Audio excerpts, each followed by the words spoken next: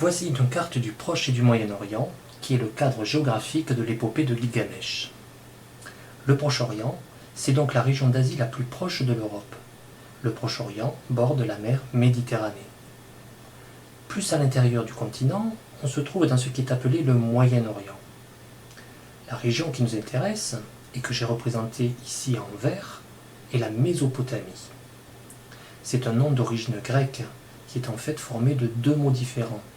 Mésos, qui veut dire en gros au milieu, et potamos, qui signifie fleuve. Donc la Mésopotamie, c'est la région entre les deux fleuves.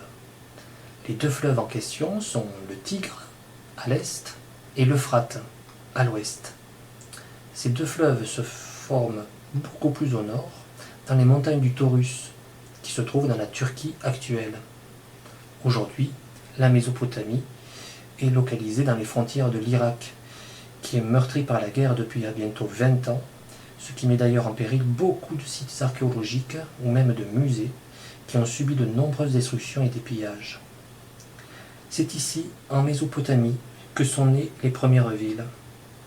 On distingue deux régions à l'intérieur de la Mésopotamie, car deux peuples différents occupaient ensemble ce territoire. Au sud, on a le pays de Sumer, où vivaient, comme son nom l'indique, les Sumériens. Plus au nord, le pays d'Agadé, ou Akkad, terre des Akkadiens. La ville de Gilgamesh, Uruk, se trouve dans la région de Sumer.